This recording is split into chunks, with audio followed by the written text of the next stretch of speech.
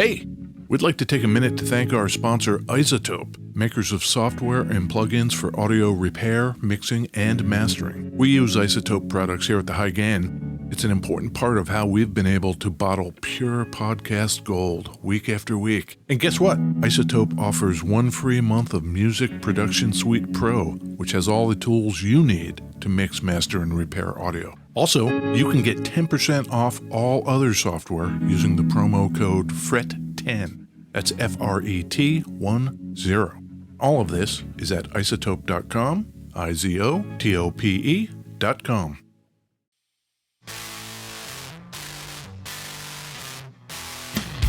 Hey, this is Ed Peterson. And this is John Kiltica. And this is the High Gain Podcast, John Kiltica. Oh man, that's going to be so great, Ed. Yeah? Are we going to talk about guitars? Oh, we're going to talk about guitars and how. Are we going to talk about maybe pedals? Maybe amps? I don't know. We've got some pedals here. Okay, cool. Where are you recording from, John? I am from my COVID basement in beautiful West Seattle, Washington. Hell yeah. My bunker. What about you?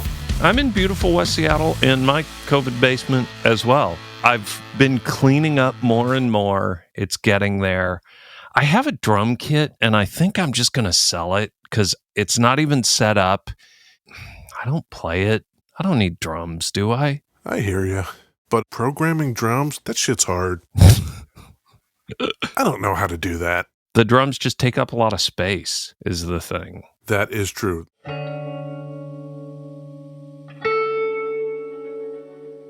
I was looking at rental places in France. Oh. What do you think about that, John? I think that's great, but I mean, next year, post-COVID, like whenever they let fucking stupid Americans back into their country. I don't think you can even go there right now. That might be true, yeah, on account of the dumb. I think they're keeping us out for a combination of we're stupid and a lot of us are sick. They'll probably let us come back in when we're just stupid. I wouldn't.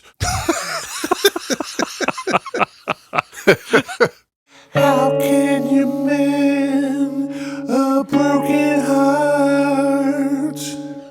How can you stop the rain from falling down? How can you stop the sun from shining? What makes the world go round?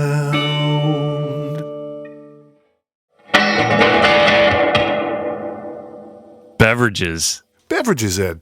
What song was that? That was How Can You Mend a Broken Heart by the Bee Gees. Cool. It totally had a, I know this song, but then it had I'm not sure I totally know this song thing going on. You know, the Bee Gees are from Australia, Ed. Sure. Maurice, Barry, and Larry? I think it's Larry, yeah. No. Wasn't there Andy? Andy's the younger brother. Andy's not a Bee Gee. Yes. Maurice? Maurice, too? I'm pretty sure that's right. I think we've lost at least half of the Gibb brothers. Oh. Robin is the other. Is he gone, too? Oh. We lost Robin May of 2012 at 62 years old. But Barry, we've still got him. Oh, that's great. Man, there's 4 brothers, and 3 of the 4, we've lost them. Uh-huh. Those are rough numbers. So, R.I.P. That's right. What beverage do you have, Ed? I have your standard black coffee. Of course. And from our good friends to the north, Orca Beverages. Yes. I have a delicious, vintage, handcrafted Americana Huckleberry soda. Huckleberry. Yeah, hell yeah. It don't get more American than that. Like Huckleberry Hound? Hell yeah. Yeah. Oh, it's delicious. What do you got? I also have from our Jan stash from Orca Beverages an Oh-So Grape. O-So. Oh-So. Oh. Yeah. The slogan is Oh So Delicious. I got to tell you, it's pretty delicious. Yeah, is that true? It's true. It tastes very grapish. Thanks, Jan, from Orca Beverages. Thanks, Jan. We've been saying, like, thanks, Jan, for, I don't know, a month or something.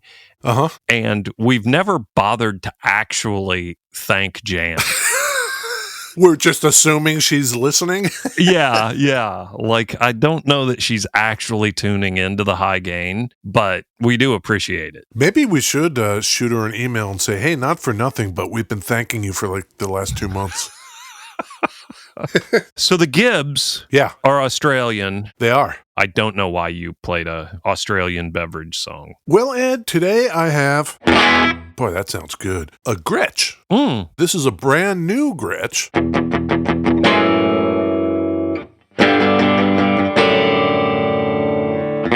I have just enough context clues. I've been dropping them for you. To know what that is now. Australian and Gretsch. Yes? I'm going to say that's the Malcolm Young Gretsch. It is. This is a Malcolm Young signature jet. Yeah. And those are cool because they have the like pickups pulled out and then just the cavity there, right? You are correct, Ed. This thing would have come with 2 pickups in it. First thing Malcolm did was added a 3rd pickup, carved out the middle, and stuck a humbucker in there. Perfect. What's our guy Malcolm Young up to these days? Oh, Malcolm, unfortunately, we lost him. It was very sad. Malcolm had dementia. That's a bummer. His guitar would have started out with 2 Dearman Filtertrons. Right. He added the 3rd humbucker. Yep. Eventually, he didn't like that. He pulled it out, and while he was at it, he pulled out the neck pickup. Sure. While you're in there. Yeah, so now it's only got 1 pickup. Then he decided he didn't like the original color.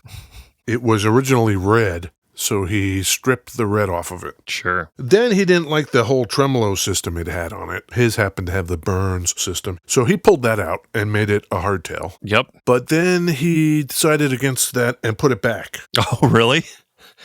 Yeah, but left the arm off. It's got the Burns tremolo, but it doesn't do anything. Nice. And then the bridge, at one point he took that off. It's a floating bridge and put a badass bridge on there. Then he didn't like that either, so he put the floating bridge back. Man. And there are all kinds of knobs and switches. He pulled those all out, and those are just covered up with little pieces of silver and metal. Oh, they're actually like plugs. I'm looking at some pictures. Exactly. I thought they were still switches but no, they're just like plugging the hole up. Oh, that's funny. Yeah, isn't that great? Wow. The only thing really left, okay, on the bottom horn, there's a knob that is a master volume.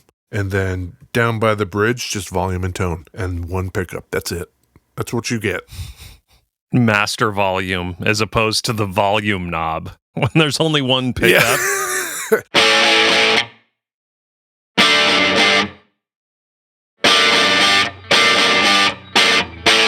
Malcolm Young, Eddie Van Halen. And there's probably more that were just like DIYing their guitars, but very few of them, I think, left them looking so shitty.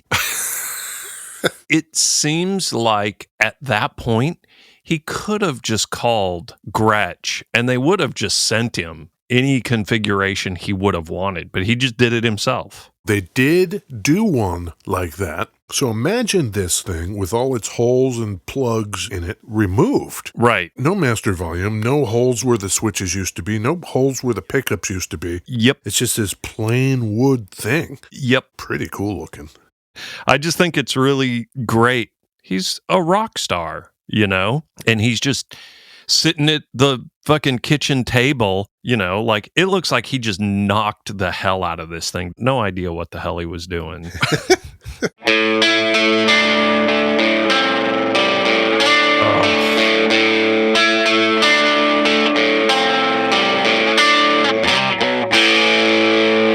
We've recorded a little bit, you and I together. Yeah. And your like go-to when you're just standing there and like fucking around, you have a lot of AC/DC riffs that you just pull out. Yeah.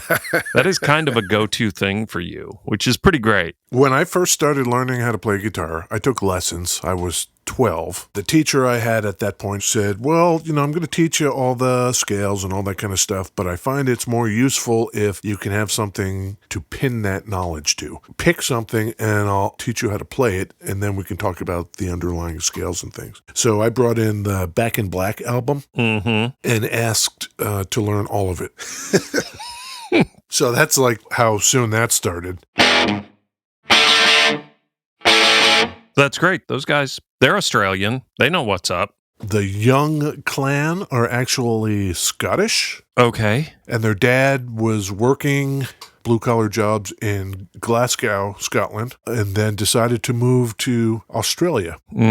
Australia had the assisted passage migration scheme, but it was also the populate or perish policy. Whoa. So the people that came were called 10-pound palms. You know how the British do that rhyming slang thing? No, I don't know what you're talking about. Give me an example of this. Like the Bob's your uncle shit. What does that even mean? I do like Bob's your uncle, and I have no idea what it means. Yeah, me neither. Cool. So palm is short for pomegranate. Okay. It rhymes with immigrant, pomegranate, immigrant, whatever. Okay. For 10 pounds, the Australian government would pay for British people to come to Australia. So the Australians called them 10-pound palms. 10 pounds. That's like $500 in today dollars. You could just emigrate to that country. Yep. For $500. Yeah. Great. Children were free. Man. And you're a citizen. Let's go. 1945 to 1972, 1 million people came. Wow. With their families. Okay. They were promised work, housing, lifestyle stuff. But once they got there, the housing was kind of like migration hostels. The jobs were not immediately available. And you had to stay 2 years or you had to pay back that $500. Okay. So about a quarter of them went home. But of that quarter that went home, yeah, half of them came back again. Maybe they were like, yeah, that weather was kind of nice, wasn't it? Yeah. They became known as boomerang palms. Oh, cool. Yeah. Among these people that came to do this in 1963 was Mr. Young and all his boys. The Young clan. Yeah, at the time, Malcolm would have been 10. I think right now, New Zealand sounds pretty good. How many months did they go with 0 cases of COVID? Good long while. And then the country had 3 cases and they shut down. And guess how many they have now? 0. What's that duck thing called? The platypus. Duck-billed platypus. That thing has poisonous venom enough to kill a dog. Wow, cool. Yeah, so you're out walking your dingo, and the platypus comes out and bites your dingo. Right. Bye-bye dingo. See ya, dingo. I've got on this guitar, on this Malcolm Young Signature Jet, yeah, our favorite overdrive pedal, the 1981 DRV. Yeah, those are great. I've got it set to its lowest setting. Okay. It really does the AC/DC proud. Yeah. Boy, listen to that. Listen to this. Yeah. Can you hear that? Yes. That's a 1981 DRV pedal. Ah. Going through a Vox AC30 and a Ernie Ball Music Man St. Vincent signature model. Wank on that whammy bar. Let me hear it.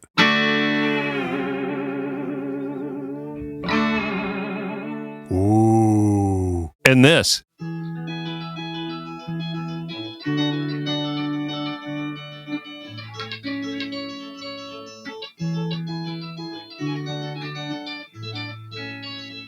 That sounds really good. That's a mood pedal. Slip mode. Always in slip mode. Nice.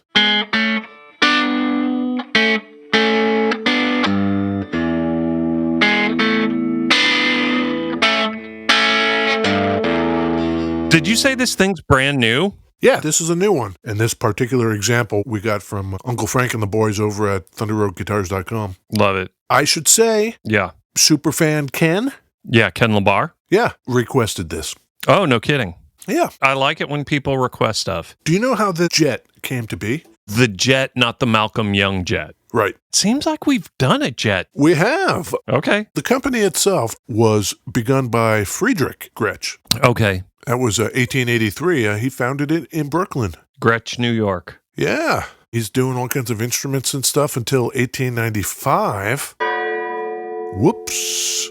Old Friedrich, Yeah. 39 years old. Oh, man. I don't know if he got hit by a horse and carriage or something. Dropsy. Oh, the dropsy. That'll get you every time. Consumption. The scurvy. Yep. So he leaves it to his son, Fred, Okay. only 15 when he inherits his company. But I guess he did okay because they started branching out and making all different kinds of instruments until 1942, Fred retires. Okay. He gives the company to Fred Jr.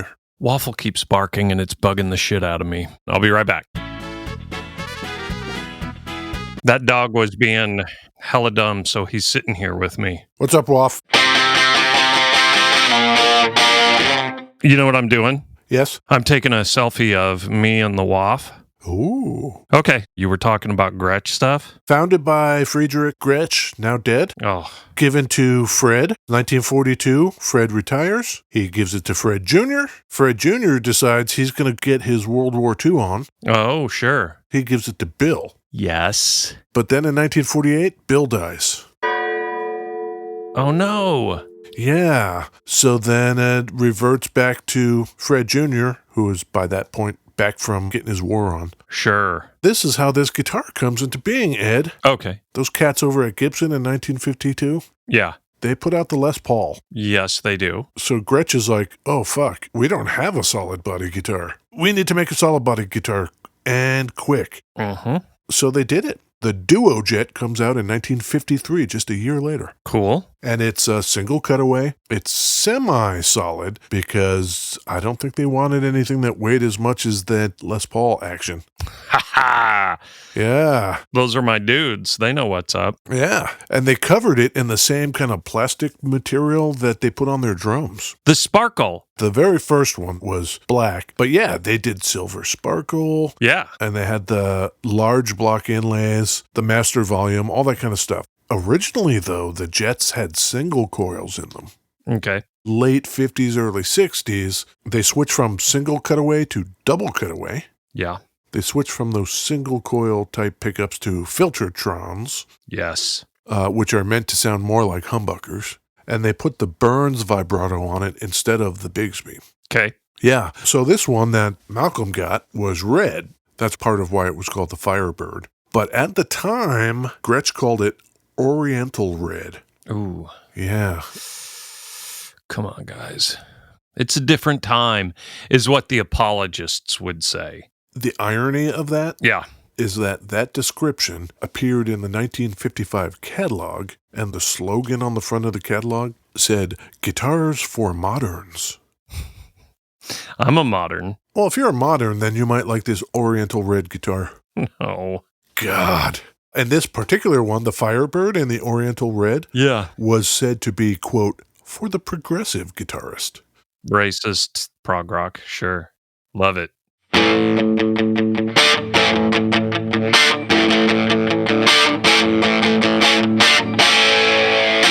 Boy, that sure does sound good, Ed. Yeah. Are you into it? Yeah. By 1963, the Silverjet is discontinued.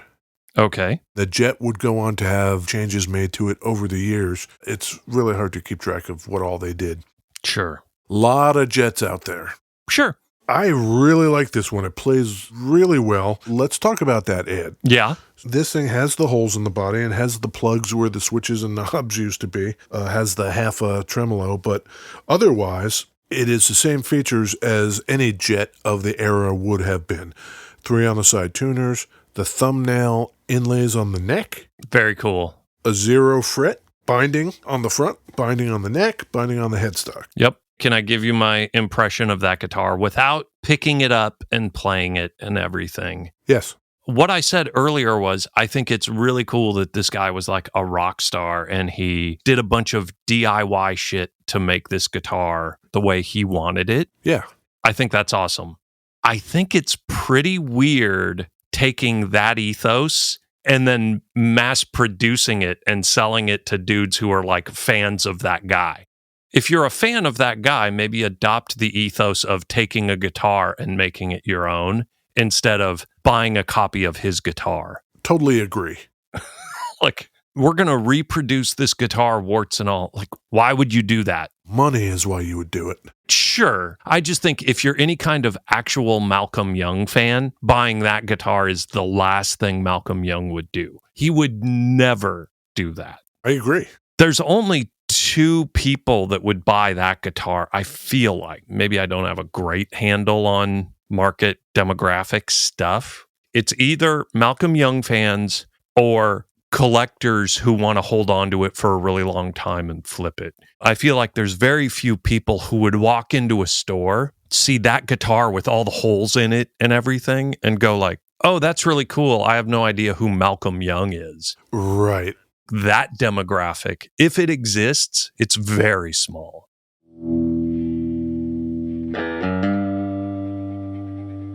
The thing that's nice about the sound of this is that it's already semi-hollow. It's like chambered out in there. But once he removed the 2 pickups, now it's just a big fucking hole in the top of it. And you can see into the chamber and how far back it goes and everything. It lends an interesting ring. Almost, I wouldn't say acoustic, but... That's pretty cool. Nice work, Malcolm. Just hitting chords on it.